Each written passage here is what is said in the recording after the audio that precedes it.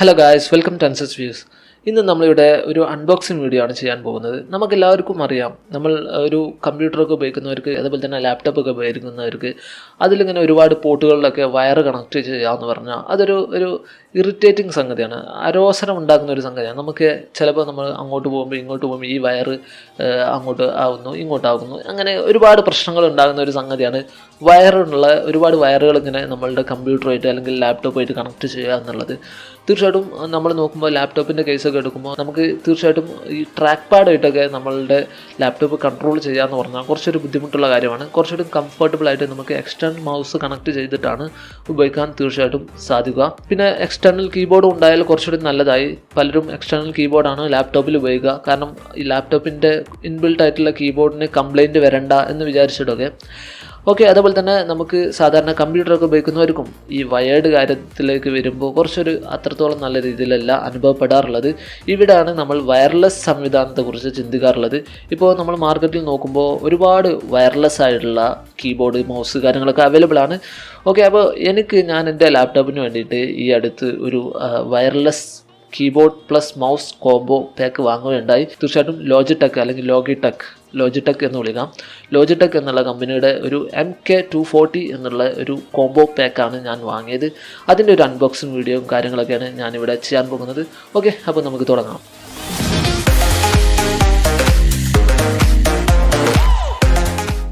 Okay, നമുക്ക് ആദ്യം തന്നെ ഈ ബോക്സ് നോക്കുമ്പോൾ ലോജിടെക് എന്നുള്ള കമ്പനിയുടെ ഒരു പ്രൊഡക്റ്റാണ് ഇത്. തീർച്ചയായിട്ടും അതിൻ്റെ മോഡൽ നോക്കുമ്പോൾ MK240 എന്നുള്ള ഒരു മോഡലാണ്. ഇനി നമുക്ക് ഇതിൻ്റെ ബാക്ക് സൈഡിലേക്ക് നോക്കുമ്പോൾ നമുക്ക് ഇതിൻ്റെ MRP കൊടുത്തിരിക്കുന്നത് 1995 രൂപയാണ്. തീർച്ചയായിട്ടും ഞാനിത് വാങ്ങിയത് 948 രൂപക്കാണ്. വളരെ നല്ലൊരു ഡീലിങ്ങിനാണ് എനിക്ക് ഈ പ്രൊഡക്റ്റ് കിട്ടിയിട്ടുള്ളത്. ഈ ഒരു പ്രൈസിന് വയർലെസ് കീബോർഡ് പ്ലസ് മൗസ് കിട്ടുക എന്ന് പറയുന്നത് വളരെ നല്ലൊരു കാര്യം തന്നെയാണ്. ഓക്കെ, പിന്നെ നമുക്ക് ഇതിൻ്റെ ഫീച്ചേഴ്സ് ഈ ബോക്സിൽ നമ്മൾ നോക്കുമ്പോൾ പ്രധാനമായിട്ട് എടുത്ത് പറയേണ്ടത് 2.4 GHz വയർലെസ് നെറ്റ്വർക്കാണ് ഇത് തമ്മിൽ കണക്ട് ചെയ്യുന്നത്. അതായത് ഏകദേശം 10 മീറ്റർ പരിധിയിൽ വരെ നമുക്ക് ഇത് ഉപയോഗിക്കാൻ സാധിക്കും. വളരെ നല്ല കാര്യം തന്നെയാണ്. ഓക്കെ, പിന്നെ വേറൊരു പ്രധാനമായിട്ടുള്ള ഫീച്ചർ ഇവിടെ കൊടുത്തിരിക്കുന്നത് നമുക്ക് ഇതിൻ്റെ ബാറ്ററി ലൈഫാണ്. കീബോർഡ് നമുക്ക് ഏകദേശം 36 മന്ത് ബാറ്ററി ലൈഫ് പറയുന്നുണ്ട്. അതേപോലെ തന്നെ മൗസ് 12 മന്ത്, ഒരു വർഷത്തോളം ഏകദേശം ബാറ്ററി ലൈഫ് പറയുന്നുണ്ട്. അതായത് ഒറ്റ ബാറ്ററി സെറ്റ് നമ്മൾ ഉപയോഗിക്കുകയാണെങ്കിൽ അതിൻ്റെ ഒരു ലൈഫ് സ്പാനാണ് പറയുന്നത്. ഇത്രത്തോളം നല്ല രീതിയിൽ ബാറ്ററി ലൈഫ് കിട്ടുന്നത് വളരെ നല്ല കാര്യം തന്നെയാണ്. പക്ഷേ നമുക്ക് ഇവിടെ കൊടുത്തിരിക്കുന്നത് ഇങ്ങനെയാണ്, റിയൽ ലൈഫിൽ എങ്ങനെ വരും എന്നുള്ള കാര്യങ്ങളൊക്കെ നമുക്ക് ചർച്ച ചെയ്യാവുന്നതാണ്. ഓക്കെ, ഏതായിരുന്നാലും നമുക്ക് ഈ ബോക്സ് ഓപ്പൺ ചെയ്തിട്ട് ഇതിൽ എന്തൊക്കെയുണ്ട് എന്ന് നോക്കാം. ആദ്യം തന്നെ ഓപ്പൺ ചെയ്യുമ്പോൾ തന്നെ ഇതിൻ്റെ ഈ ഓപ്പണിങ്ങിൽ തന്നെ നമുക്ക് ഇതിൻ്റെ സ്മോൾ ആൻഡ് ടൈനി ആയിട്ടുള്ള ഒരു വയർലെസ് റിസീവർ കാണാൻ സാധിക്കും. ഇതാണ് നമ്മളുടെ ലാപ്പുമായിട്ട് കണക്ട് ചെയ്യേണ്ടത്. അതുപോലെ തന്നെ നമുക്ക് അടുത്തായിട്ട് നോക്കുമ്പോൾ ഒരു സ്റ്റൈലിഷ് ആയിട്ടുള്ള ഒരു മൗസ് കാണാൻ സാധിക്കും. പിന്നെ അതുപോലെ തന്നെ 2 സെറ്റ് ബാറ്ററി കാണാൻ സാധിക്കും.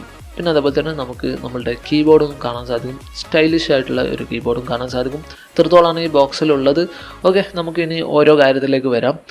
ഇതിലെ വയർലെസ് ട്രാൻസീവർ അല്ലെങ്കിൽ റിസീവറിനെ കുറിച്ച് പറയുമ്പോൾ നമുക്ക് ഒരു സ്മോളാണ്, വളരെ ടൈനി ആയിട്ടുള്ളൊരു സാധനമാണ്. ഇതാണ് നമുക്ക് നമ്മളുടെ ലാപ്പിൽ അല്ലെങ്കിൽ കമ്പ്യൂട്ടറിൽ കണക്ട് ചെയ്യേണ്ടത്, USB പോർട്ടിൽ കണക്ട് ചെയ്യേണ്ടത്. തീർച്ചയായിട്ടും അത് കണക്ട് ചെയ്താലും വളരെ നല്ല ഹെവി ആയിട്ടൊന്നും അല്ലാത്തതുകൊണ്ട്, വളരെ ചെറുതായതുകൊണ്ട് അത്രത്തോളം ഒരു ഡിസ്റ്റർബൻസ് ഒന്നും വരാത്ത രീതിയിലാണ് വന്നിട്ടുള്ളത്. പിന്നെ നമുക്ക് 2 സെറ്റ് AAA ബാറ്ററിയാണ് വരുന്നത്. അതായത് മൊത്തം 4 ബാറ്ററി വരുന്നുണ്ട്. 2 ബാറ്ററി മൗസിന്, 2 ബാറ്ററി കീബോർഡിന്, ഇങ്ങനെയാണ് വരുന്നത്. ഇൻബിൽട്ടായിട്ട് ബാറ്ററി വരുന്നത് നല്ല കാര്യം തന്നെയാണ്. ഓക്കെ, ഇനി അടുത്തായിട്ട് ഇതിൻ്റെ മൗസിലേക്ക് വരുമ്പോൾ നമുക്ക് മൗസിൻ്റെ കളർ എന്ന് പറയുന്നത് ഏകദേശം ഒരു യെല്ലോ, ഒരു ഗ്രീനിഷ് യെല്ലോ എന്ന് പറയാം, അങ്ങനത്തെ ഒരു കളറ്. അതേപോലെ തന്നെ ബ്ലാക്കും കൂടി മാച്ച് ചെയ്യുന്ന രീതിയിലാണ് വരുന്നത്. വളരെ നല്ല ഒരു കളർഫുൾ ആയിട്ടുള്ള ഒരു സ്ലീക്ക് ലുക്ക് തരുന്ന ഒരു രീതിയിലാണ് വന്നിട്ടുള്ളത്. ഇതിൽ ഒരു ലോജിടെക് ബ്രാൻഡിങ് കാണാൻ സാധിക്കും. അതേപോലെ തന്നെ ഇതിൻ്റെ ബാക്കിലേക്ക് വരുമ്പോൾ നമുക്ക് ഇതൊരു ഒപ്റ്റിക്കൽ മൗസാണ്. ഒപ്റ്റിക്കൽ മൗസിനെ കുറിച്ച് പറയുമ്പോൾ നമുക്ക് ലൈറ്റ് നോക്കുമ്പോൾ ഇൻവിസിബിൾ ലൈറ്റാണ്, നമുക്ക് ലൈറ്റ് കാണാൻ സാധിക്കില്ല, ഇത് വർക്ക് ചെയ്യുന്നൊന്നും അറിയാൻ സാധിക്കില്ല. അതേപോലെ തന്നെ ഓൺ ഓഫ് ബട്ടൺ കാണാൻ സാധിക്കും. പിന്നെ നമുക്ക് ബാറ്ററി കമ്പാർട്ട്മെൻറ്റും കാണാൻ സാധിക്കും. ഇനി നമുക്ക് കീബോർഡിലേക്ക് വരുമ്പോൾ കീബോർഡും ഏകദേശം അതേ ഒരു കളർ സ്കീമിലാണ് വന്നിട്ടുള്ളത്. ബ്ലാക്ക് ആൻഡ് യെല്ലോ ഫിനിഷ്, വളരെ നല്ലൊരു സ്ലീക്ക് ലുക്കാണ്. പിന്നെ നമുക്ക് എല്ലാ ബട്ടൺസും വളരെ ഒരു കംഫർട്ടബിളായിട്ട് വളരെ കുറച്ച് സ്പേസിൽ ഒതുങ്ങിയിരിക്കുന്ന ഒരു കീബോർഡാണ്. വളരെ ഒരു കംഫർട്ടബിളായിട്ട് ചെറുതായിട്ട് സ്പേസിലൊക്കെ നമുക്ക് നല്ല രീതിയിൽ ഉപയോഗിക്കാൻ സാധിക്കും. പിന്നെ നമുക്ക് ബാക്ക് സൈഡിലേക്ക് വരുമ്പോൾ നമുക്ക് ഒരു ടിൽറ്റ് ലെഗ് കാണാൻ സാധിക്കും. അതായത് നമുക്ക് കീബോർഡിന് ചെരിവൊക്കെ വരുത്തണം എന്നുണ്ടെങ്കിൽ 2 ലെഗ് കാണാൻ സാധിക്കും. നമുക്ക് ഈ ഒരു പ്രൈസ് റേഞ്ചിലുള്ള ക്വാളിറ്റിയൊക്കെ നോക്കുമ്പോൾ വളരെ നല്ലൊരു ക്വാളിറ്റിയാണ്. പിന്നെ നമുക്ക് അതേപോലെ തന്നെ ഒരു ബാറ്ററി കമ്പാർട്ട്മെൻറ്റും കാണാൻ സാധിക്കും. ഇത്രത്തോളമാണ് നമുക്ക് നോക്കുമ്പോൾ. ഓക്കെ, ഇനി നമുക്ക് ഇതെങ്ങനെ ഉപയോഗിക്കാം എന്ന് നോക്കാം. ആദ്യം തന്നെ നമുക്ക് ഈ ഒരു റിസീവർ ചെറിയതായിട്ടുള്ള ഈ സംഗതി നമ്മളുടെ ലാപ്പിൽ അല്ലെങ്കിൽ കമ്പ്യൂട്ടറിൻ്റെ USB പോർട്ടിൽ കണക്ട് ചെയ്യുക. അതിനുശേഷം നമ്മൾ ചെയ്യേണ്ടതെന്ന് വെച്ചാൽ നമ്മളുടെ മൗസിലും അതേപോലെ തന്നെ കീബോർഡിലും ബാറ്ററി ഫില്ല് ചെയ്യുക. അതിനുശേഷം നേരെ നമ്മൾ ലാപ്പ് ഓൺ ചെയ്ത് ആ ഒരു ഇൻസ്റ്റൻറ്റ് തന്നെ നമുക്ക് ഇത് രണ്ടും ഓൾമോസ്റ്റ് കണക്റ്റഡായി. വേറെ ഒന്നും നമ്മൾ ചെയ്യേണ്ടതില്ല. ബ്ലൂടൂത്ത് സംവിധാനം പോലെ നമ്മൾ പെയർ ചെയ്ത് അങ്ങനത്തെ സംവിധാനങ്ങളൊന്നുമില്ല. നേരെ കണക്ട് ചെയ്യുക, പ്ലഗ് ആൻഡ് പ്ലേ. അതാണ് ഇവിടുത്തെ ടെക്നോളജി വരുന്നത്. വളരെ ഈസി ആയിട്ട്, കാര്യമായിട്ടൊന്നും ചെയ്യാനില്ല, കണക്ട് ചെയ്യുക, ഉപയോഗിക്കുക, അത്ര തന്നെ ഉള്ളൂ. വളരെ ഫാസ്റ്റായിട്ട് തന്നെ ഇത് തമ്മിൽ കണക്റ്റ് ആകുന്നുണ്ട്.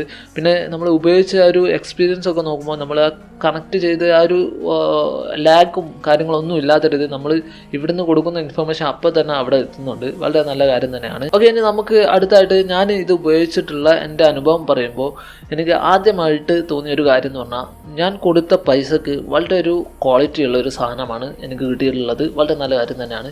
പിന്നെ നമുക്ക് നോക്കുമ്പോൾ നല്ല സ്ലീക്ക് ലുക്ക് തരുന്ന നല്ലൊരു ലുക്കിലുള്ള ഒരു പ്രൊഡക്റ്റാണ് ഈ രണ്ടും, മൗസും കീബോർഡും നമ്മൾ നോക്കുമ്പോൾ. പിന്നെ സ്പേസ് സേവിങ് ആണ്. അതായത് നമുക്ക് വളരെ കുറച്ച് സ്പേസ് മതി. കീബോർഡൊന്നും വളരെ ഹെവി ആയിട്ടുള്ള ഒരു കീബോർഡൊന്നുമല്ല. നമുക്ക് എല്ലാ സംഗതികളും ഈ കീബോർഡ് വഴി ചെയ്യാൻ സാധിക്കും. പക്ഷേ അതിന് ആ ഒരു കംഫർട്ടബിളായിട്ട് എല്ലാം നല്ല രീതിയിൽ ഒതുക്കി വെച്ചിട്ടുണ്ട്. വളരെ നല്ല കാര്യം തന്നെയാണ്. പിന്നെ നമ്മൾ അടുത്തായിട്ട് നമ്മൾ നോക്കുമ്പോൾ ഉപയോഗിക്കാനുള്ള കംഫർട്ടൊക്കെ നോക്കുമ്പോൾ മൗസൊക്കെ വളരെ നല്ല കംഫർട്ടബിളാണ്, കീബോർഡും കംഫർട്ടബിളാണ്.